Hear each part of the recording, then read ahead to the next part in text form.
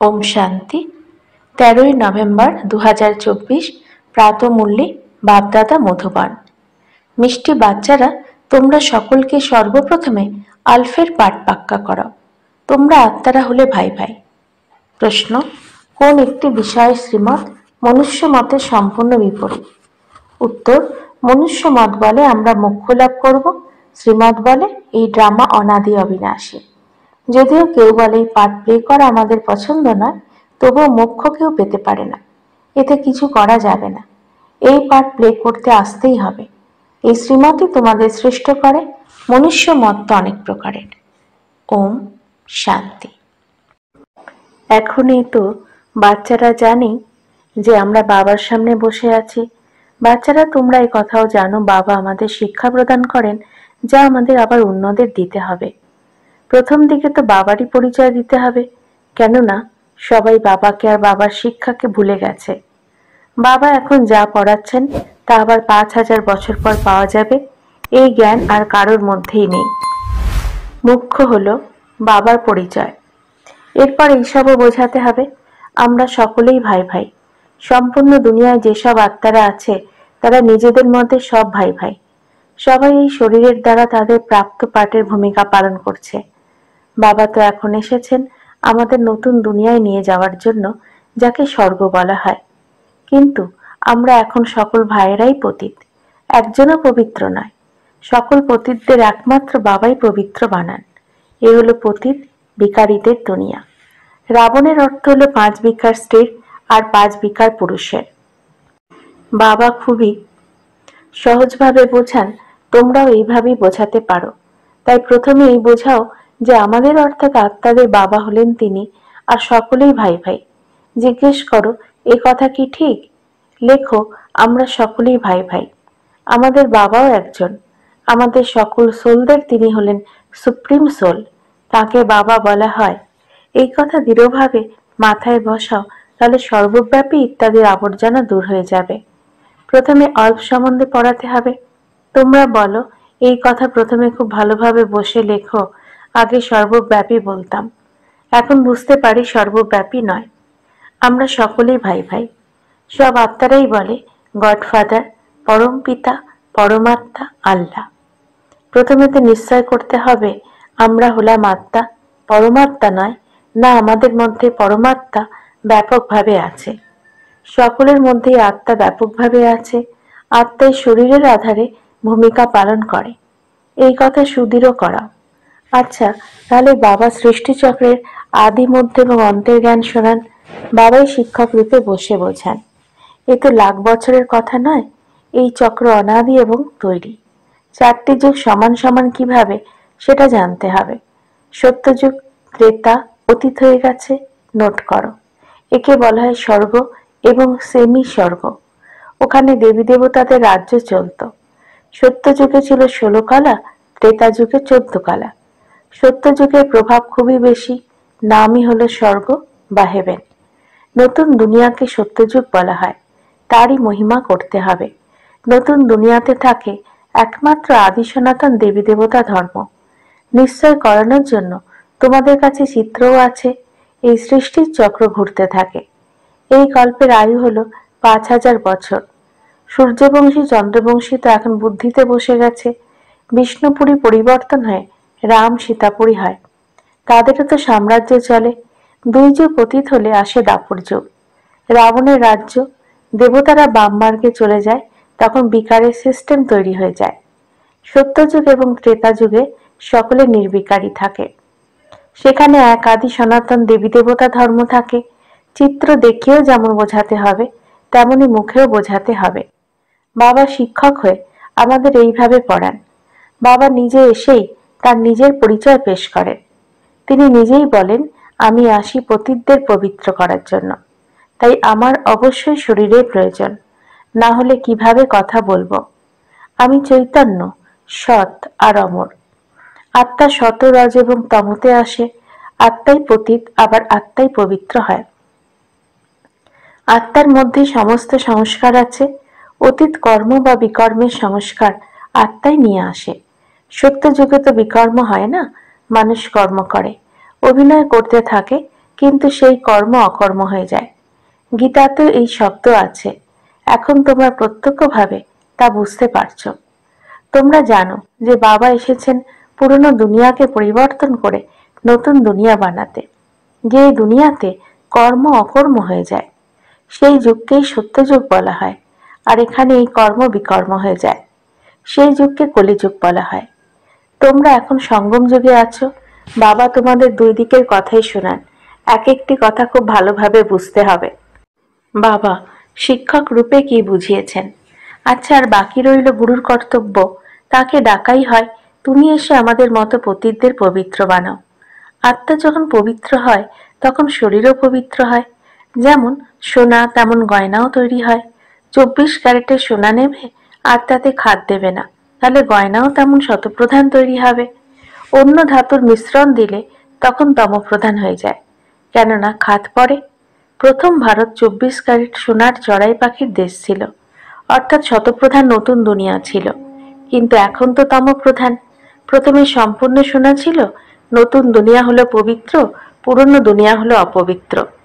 হাত পড়ে যায়, এ কথা বাবাই বোঝান। অন্য কোনো মনুষ্য গুরুরা এই কথা জানে না। তারা ডাকে, এসে আমাদের পবিত্র বানাও। সদ্গুরুর কাজ হলো মানুষকে গৃহস্থ অবস্থা থেকে পৃথক করে বানপ্রস্থে নিয়ে যাওয়া। তাই ড্রামার নিয়ম অনুযায়ী বাবা এসেই এই সমস্ত জ্ঞান প্রদান করেন। তিনি হলেন মনুষ্য সৃষ্টির বীজরূপ। তিনি সম্পূর্ণ বৃক্ষের জ্ঞান বুঝিয়ে বলেন। শিব বাবার নাম সর্বদাই শিব। বাকি আত্মারা সকলেই ভিন্ন ভিন্ন অভিনয় করে, তাই তারা ভিন্ন ভিন্ন নাম ধারণ করে। তারা বাবাকে ডাকে, অথচ তাকে জানে না যে তিনি কিভাবে ভাগ্যবান রথে আসেন তোমাদের পবিত্র দুনিয়াতে নিয়ে যাওয়ার জন্য। তো বাবা বুঝিয়ে বলেন, আমি ওনার অনেক জন্মের অন্তিম শরীরে আসি, যিনি সম্পূর্ণ 84 জন্মের জন্মগ্রহণ করেন। তোমাদের রাজার রাজা বানানোর জন্য আমাকে ভাগ্যবান রথে প্রবেশ করতে হয়। প্রথম নম্বরে থাকে শ্রীকৃষ্ণ। তিনি হলেন নতুন দুনিয়ার মালিক। তারপর তিনি জন্ম নিতে নিতে নিচে নামতে থাকেন। তিনি সূর্যবংশী, চন্দ্রবংশী, বৈশ্যবংশী, অবশেষে শূদ্রবংশী হন। গোল্ডেন থেকে সিলভার, তারপর তোমরা আয়রন থেকে আবার গোল্ডেন তৈরি হচ্ছ। বাবা বলেন, তোমরা এক আমাকেই, অর্থাৎ তোমাদের বাবাকেই স্মরণ করো। আমি যার মধ্যে প্রবেশ করেছি। এনার আত্মার মধ্যে সামান্যতম জ্ঞানও ছিল না। আমি এনার মধ্যে প্রবেশ করি, তাই একে ভাগ্যশালী রথ বলা হয়। তিনি নিজেই বলেন, আমি এনার অনেক জন্মের অন্তিম জন্মে আসি।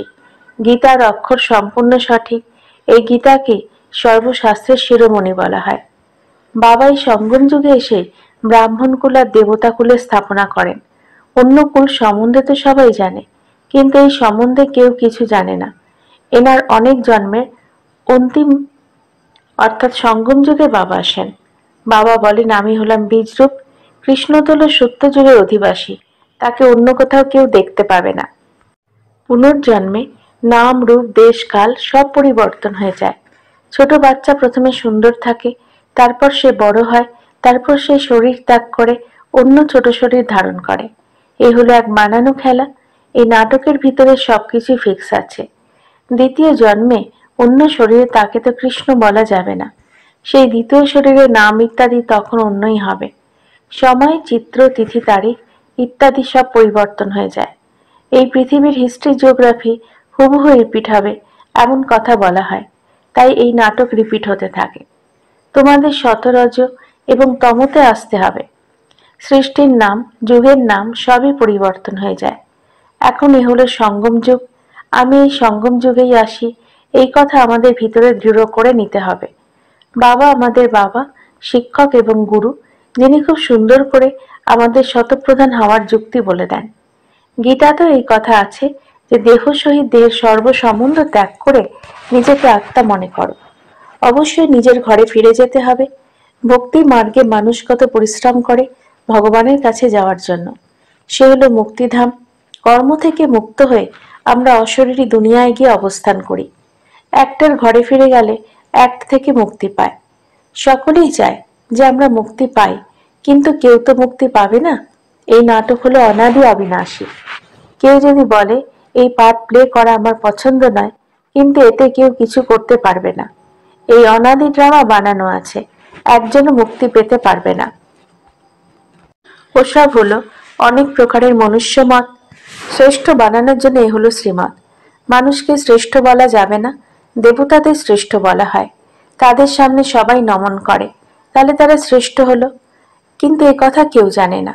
এখন তোমরা বুঝতে পারো 84 জন্ম তো নিতে হবে। শ্রীকৃষ্ণ হলেন দেবতা, বৈকুণ্ঠের যুবরাজ। তিনি এখানে কি করে আসবেন? না তিনি গীতা শুনিয়েছেন, তিনি কেবল দেবতা ছিলেন, তাই সমস্ত মানুষ তার পূজা করে। দেবতারা পবিত্র, মানুষ নিজেদের পতিত মনে করে। তারা এও বলে থাকে, আমি নির্গুণ, আমার মধ্যে কোনো গুণ নেই, তুমি আমাদের এমন তৈরি করো। তারা শিবের সামনে গিয়ে বলবে, আমাদের মুক্তি দাও। তিনি কখনোই জীবন মুক্তি, জীবন বন্ধে আসেন না, তাই তাকে ডাকে যে আমাদের মুক্তি দাও। জীবন মুক্তিও তিনি প্রদান করেন। তোমরা এখন বুঝতে পারো আমরা সবাই বাবা আর মাম্মার সন্তান, আমরা তাদের থেকে অগাধ সম্পদ প্রাপ্ত করি। মানুষ তো অবুঝভাবে চাইতে থাকে, অবুঝরা তো অবশ্যই দুঃখী হবে, তাদেরও অগাধ দুঃখের ভোগ করতে হয়। এইসব কথা তাই বাচ্চাদের বুদ্ধিতে রাখতে হয়। অসীম জগতের এই এক পিতাকে না জানার কারণে নিজেদের মধ্যে লড়াই ঝগড়া করতে থাকে, একেবারে অনাথ হয়ে যায়। ওরা হলো জাগতিক অরফ্যান, এরা হলো অসীম জগতের অরফ্যান। বাবা এসে নতুন দুনিয়া স্থাপন করেন। এখন এ হলো পতিত আত্মাদের পতিত দুনিয়া। পবিত্র দুনিয়া সত্যযুগকে বলা হয়, পুরনো দুনিয়া বলা হয় কলিযুগকে। তো বুদ্ধিতে এইসব কথা তো আছে। পুরনো দুনিয়ার বিনাশ হয়ে যাবে, তারপর তোমরা নতুন দুনিয়া ট্রান্সফার হয়ে যাবে। এখন আমরা টেম্পোরারি সঙ্গম যুগে দাঁড়িয়ে আছি। এখন পুরনো দুনিয়া থেকে নতুন দুনিয়া তৈরি হচ্ছে। নতুন দুনিয়ার খবরও তোমরা জানো। তোমাদের বুদ্ধি এখন নতুন দুনিয়াতে যাওয়া উচিত। উঠতে বসতে এই কথা যেন বুদ্ধিতে থাকে যে আমরা এখন ঈশ্বরীয় পাঠ গ্রহণ করছি। বাবা আমাদের পড়ান। স্টুডেন্টদের স্টুডেন্টদের এই কথা স্মরণে থাকা উচিত। কিন্তু এই স্মরণও পুরুষার্থের নম্বর অনুসারে হয়ে থাকে। বাবাও পুরুষার্থের নম্বর অনুসারে তার স্মরণ এবং স্নেহ দিয়ে থাকেন। যারা ভালো পড়া করে, শিক্ষক তাদের বেশি ভালোবাসবেন। এখানেই কত তফাৎ হয়ে যায়। এখন বাবা তো তোমাদের বোঝাতেই থাকছেন, বাচ্চাদের ধারণা করতে হবে এক বাবা ছাড়া অন্য কারোর দিকেই যেন বুদ্ধি না যায়। বাবাকে স্মরণ না করলে কিভাবে পাপ মুক্ত হবে? মায়া প্রতি মুহূর্তেই তোমাদের বুদ্ধিযোগ ছিন্ন করে দেবে। মায়া অনেক ধোকা দেয়। বাবা উদাহরণ দেন যে ভক্তি মার্গে আমি লক্ষ্মীর অনেক পূজা করতাম, চিত্রতে দেখেছিলাম লক্ষ্মী পা টিপে দিচ্ছে, তো তাকে তার থেকে মুক্ত করে দিলাম। তার স্মরণে বসলে বুদ্ধি এদিক ওদিক যেত, তখন নিজেকে থাপ্পড় মারতাম। বুদ্ধি অন্যদিকে কেন যায়? অবশেষে বিনাশও দেখেছিলাম, আবার স্থাপনাও দেখেছি। সাক্ষাৎকারে আশা পূরণ হয়েছিল। বুঝতে পেরেছিলাম এখন এই নতুন দুনিয়া আসছে, আমি এই হব। বাকি এই পুরনো দুনিয়াতে বিনাশ হয়ে যাবে, এই কথা পাক্কা নিশ্চিত হয়ে গেছে। নিজের রাজধানীরও তো সাক্ষাৎকার হয়েছে, তাহলে বাকি এই রাবণ রাজ্যে কি করব, যেখানে আমরা স্বর্গের রাজত্ব পাচ্ছি? এই হলো ঈশ্বরীয় বুদ্ধি। ঈশ্বর প্রবেশ করে বুদ্ধি দিয়েছেন, জ্ঞানের কলস মায়েরা পায়, তাই মায়েদের সবকিছু দিয়ে দিয়েছেন। তোমরাই কাজ কারবার সামলাও, সবাইকে শেখাও, শেখাতে শেখাতে তোমরা এই পর্যন্ত চলে এসেছো। একজন দুজনকে শোনাতে শোনাতে দেখো এখন কত হয়ে গেছে। আত্মা পবিত্র হতে থাকে, তখন আত্মার শরীরও পবিত্র হওয়ার প্রয়োজন।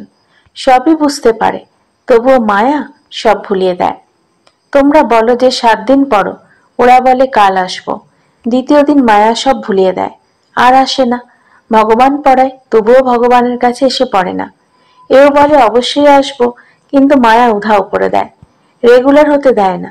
যারা পূর্বকল্পে পুরুষার্থ করেছিল তারা অবশ্যই করবে, আর কোনো হাট নেই।